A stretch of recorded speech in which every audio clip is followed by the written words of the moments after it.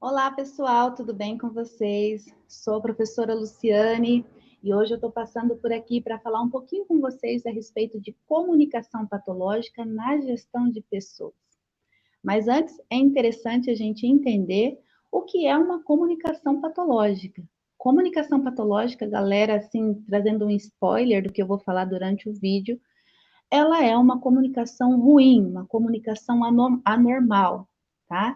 E o meu objetivo aqui nesse vídeo é de te levar a refletir sobre a forma que você se comunica. Será que a forma que você se comunica no seu dia a dia é uma forma coerente para trabalhar na gestão de pessoas ou em algum cargo na área de liderança? Será que a forma que você se comunica é uma forma adequada para ser um gestor de pessoas?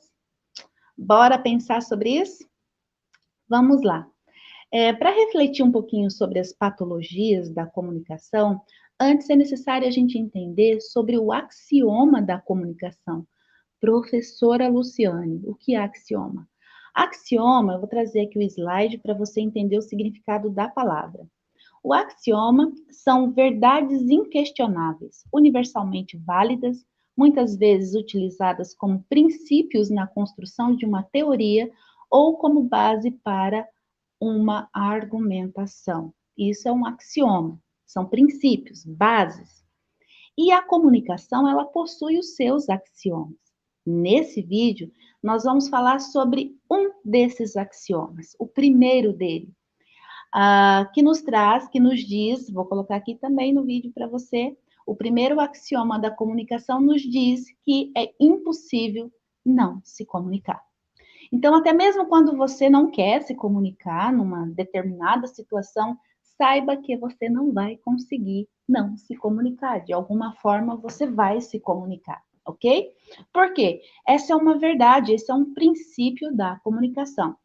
Vou trazer para você uma situação prática que vai mostrar para você que o que eu estou dizendo é uma verdade, que esse axioma, de fato, é algo comprovado. Imagine comigo que você está numa roda de conversa e de repente chega aquela pessoa desagradável, aquela uma que você não gosta nem de ver pintada de ouro.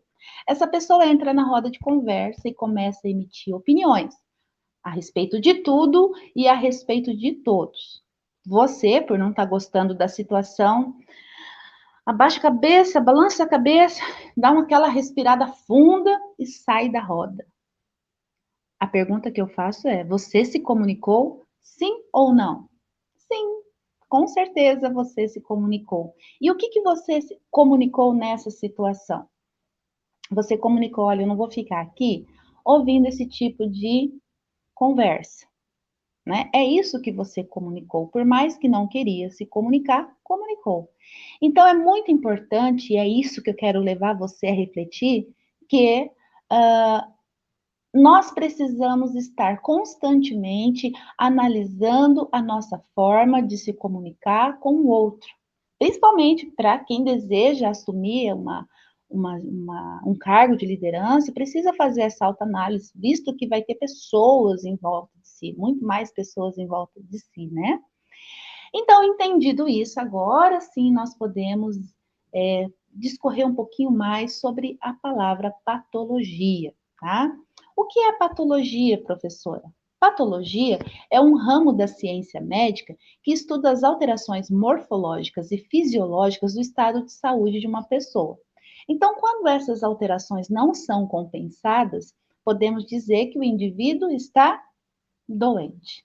Eu trouxe aqui no próximo slide o significado de patologia no grego. Não sei se eu vou pronunciar corretamente essa palavra, mas o que importa é o entendimento, tá? No grego, a palavra patologia é dividida em duas partes. Patios significa sofrimento e doença, logia se refere estudo. Então, unindo as duas coisas, eu tenho patologia é igual ao estudo das doenças, tá? Entendendo isso, agora eu vou voltar um pouquinho no exemplo que eu dei inicialmente de você estar numa roda de conversa e chega uma pessoa desagradável. Você balançar a cabeça, sair da roda sem comunicar o porquê está saindo, Você acha que essa comunicação, que esse comportamento é uma comunicação patológica, sim ou não? Sim, é uma comunicação patológica, é uma comunicação ruim, anormal. Porque nós, como pessoas adultas, né, nós precisamos buscar ter gestão das nossas emoções, a lidar com as situações de uma outra forma. Porém, o que nós costumeiramente vemos são situações parecidas com essas, tá? Então, gente, é isso que eu quero que você reflita sobre essa patologia que possa estar havendo na sua comunicação hoje e que você vai, em algum momento, levar isso para dentro da sua empresa. Reflita comigo. Eu tenho uma comunicação anormal, ruim, patológica. Estou sempre maltratando as pessoas, respondendo mal às pessoas no meu dia a dia. É um exemplo, tá? Espero não fazer isso. E aí, de repente, eu assumo um cargo de liderança. Você pode me dizer se eu vou ou não levar esse tipo de comportamento para dentro da organização? Claro que sim, porque se é um hábito meu, logo esse hábito que eu faço todos os dias dentro da minha casa, perto dos meus amigos, da minha família, é lógico que eu vou transferir isso para o ambiente de trabalho, né? Não é possível deixar 100% quem eu sou aqui em casa e ir uma outra pessoa para trabalhar na empresa. E saiba, gente, que esse tipo de comportamento, essa comunicação patológica, essa comunicação ruim, que muitas vezes a gente tem, ela pode trazer muitos prejuízos para a empresa que nós fazemos parte. Mas, professora, como assim? Olha, vamos lá. Se eu tenho uma comunicação ruim, logo eu vou desmotivar os meus colaboradores, as pessoas que fazem parte da minha equipe. Isso traz muita desmotivação. 2, a rotatividade. Tem gente que não suporta grosseria e nem deve, tá? Tem gente que não se submete a isso. Então, isso gera, essa comunicação patológica gera, sim, rotatividade. 3, eu posso também responder judicialmente por danos morais. Hum? Então, na realidade, não só eu vou responder judicialmente, né? Mas a empresa que eu represento também vai comigo no pacote. Então, é muito sério isso, gente. Nós precisamos refletir a cada dia mais sobre isso. Por isso, eu deixo aqui para você pensar um pouquinho esse slide. Será que a minha comunicação é uma comunicação patológica? Pense sobre isso. Reflita sobre isso, ok?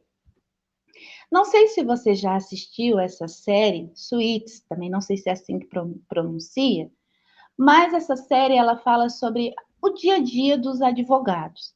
Eu gostei muito de assistir essa série e teve um momento que eu parei para refletir sobre um comportamento de um dos personagens. E eu vou trazer esse entendimento aqui para vocês.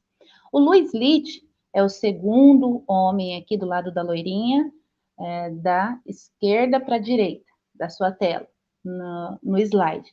O Louis Litt, ele costuma muito tratar as pessoas de uma forma grosseira na empresa, né? Ele é chefe e por ele exercer um cargo de alto nível, ele tem o direito de tratar as pessoas mal, né? E em um dos episódios, ele trata uma estagiária muito mal na frente de todo mundo.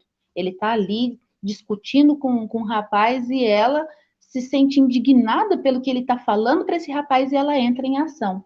No que ela entra, ele olha para ela e fala assim: Olha, você, por ser feia, ninguém quer construir uma família com você, né? Só pensa no trabalho. Quem é que quer construir uma família com você? Além de tudo, você é feia. Ele fala esse tipo de coisa, tipo assim, só para machucar, né, a personagem na série. Do nada ele vai na pessoa dela, ele não é nada profissional nesse momento, né? E ele fala isso, além de ser grosseiro as palavras dele, ele ridiculariza ela na frente de todo mundo, sabe? Então, essa cena me mostra uma patologia enorme nesse personagem, na comunicação desse personagem. E é lógico que essa funcionária, ela abre um processo contra ele, aí a história vai se desenrolando, ele busca pedir desculpa para ela, e aí você vai ter que assistir para saber o desfecho do acontecido, né? Mas só para que você entenda, eu quero trazer aqui para você que o Luiz Litt, ele tem uma série de dificuldades emocionais. Só que nenhuma dificuldade emocional nossa ou do ator pode dar base, pode justificar a gente tratar os outros mal, né? Então, essas questões emocionais do personagem foram tratadas durante a série. Ele buscou ajuda profissional, começou a fazer terapia porque ele teve esse autoentendimento. É muito legal assim o crescimento dele na série, né? A melhoria, o progresso dele na série. Porém, trazendo para a realidade, isso não é o que, que costuma acontecer, né? Essa situação que o Luiz Litt agride verbalmente essa colaboradora é muito comum dentro das empresas e dentro das organizações. Só que muitos líderes, em vez de buscar ajuda, como o Luiz Litt fez, né, muitos acabam justificando as suas ações. Ah, eu tratei a Maria mal porque ela entrou bem na hora que eu estava nervosa no telefone. Isso dá justificativa para tratar a Maria mal? Não, não dá. Ah, eu tratei a Carla mal porque eu estava com dor de cabeça. Estava com tanta dor de cabeça e eu acabei explodindo com ela. Isso também não é justificativa. E o duro é que quando essas justificativas são dadas constantemente, elas se tornam crenças limitantes. E o que uma crença limitante faz? Ela, obviamente, te limita a mudar de postura. Né? Você acredita, eu sou assim por causa disso. Eu fiz isso por causa daquilo. Você sempre vai estar justificando os seus maus comportamentos. Então, essas crenças limitantes, elas nos prendem na justificativa, né? Não, eu fiz isso por causa disso. Então, gente, não é legal ficar preso nas crenças limitantes. Por isso que é importante a gente ter esse autoconhecimento, buscar ajuda profissional. Porque se a gente fica preso nessas desculpinhas, que são desculpinhas, né? O que vai acontecer? O comportamento vai se repetir. E novamente vamos voltar a nos comunicar de uma forma agressiva, tá? Então é muito importante não ficar dando desculpa e sim entender que a nossa comunicação é uma comunicação patológica, tá? Fazer essa autoanálise. Agora, entendido isso, eu quero falar com vocês sobre dois componentes que constituem a comunicação patológica na prática. São eles: a rejeição da comunicação e a desqualificação da comunicação. Como que isso acontece na prática? Então, todas as vezes que você vê, ou você também, né, olhando para si, praticando esses dois componentes, entenda que você ou a pessoa que está praticando esses componentes tem uma patologia na comunicação, tá bom? Então, como que a rejeição ela acontece na prática, a rejeição da comunicação? Vamos lá, vamos imaginar comigo? A rejeição da comunicação, ela acontece quando você deixa claro para o outro que você não quer saber, que você não está interessado no que ela está falando, né? Não está interessado numa conversa. Imagine que eu sou sua chefa, você vem no meu escritório falar uma coisa que é importante para você, e aí eu paro a conversa e faço assim, ó. Chega, eu não quero ouvir os seus argumentos. O que eu estou fazendo com essa postura, falando isso?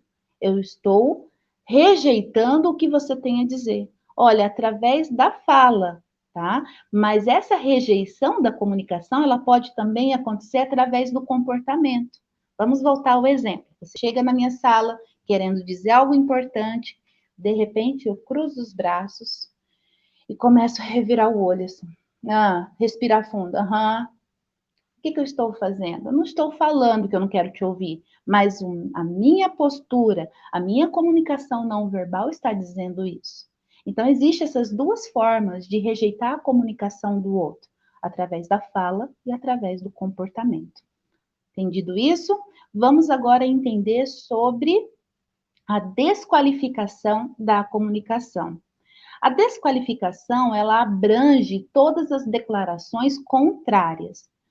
Eu não sei se você conhece esse termo, ser do contra. Ah, fulano de tal é do contra. Você já ouviu falar desse termo? Então, uma pessoa que é do contra, ela costuma emitir opinião contrária a tudo e a todos. A tudo que eu digo, o que eu faço, ela sempre está emitindo uma opinião contrária. Essa pessoa, para nós aqui na nossa região, é chamada, essa pessoa é do contra, tá?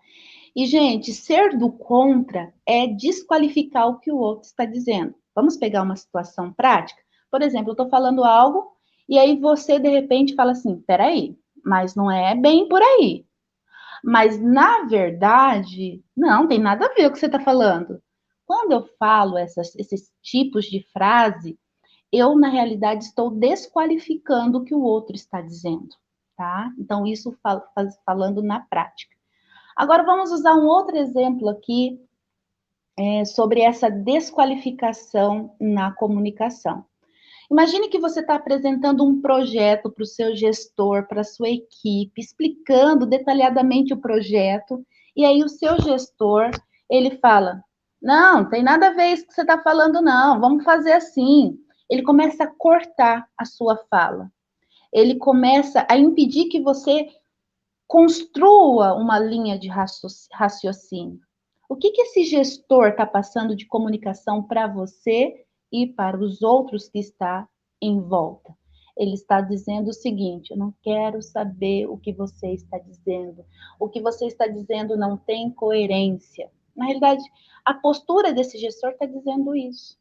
E, gente, sinceramente, estar com pessoas que nos desqualifica é muito ruim. É muito ruim, é muito deselegante. Então, o que eu quero dizer com isso, gente? Que nós precisamos observar o nosso comportamento, se nós estamos rejeitando, se nós estamos desqualificando o outro, porque é uma situação que nos mostra que nós precisamos de ajuda, ok? Então é isso, pessoal, nós estamos caminhando aí para o final do nosso vídeo. Quero deixar aqui para você um desafio, tá? E qual que é o desafio que eu quero deixar aqui para você?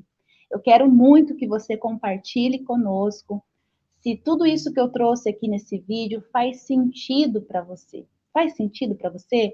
Alguém já desqualificou, rejeitou a sua comunicação? Ou até mesmo você já rejeitou, desqualificou a comunicação de alguém? Compartilhe conosco, deixe aqui nos comentários. Eu acredito que vai ser algo bem bacana poder ler o que você tem de experiência de vida para compartilhar, ok? Gente, vou ficando por aqui. Eu espero de coração mesmo que tudo que eu tenha falado aqui nesse vídeo possa ter feito bastante sentido para você e que você possa levar isso para a vida. Vou ficando por aqui. Um beijo no seu coração e até mais. Tchau!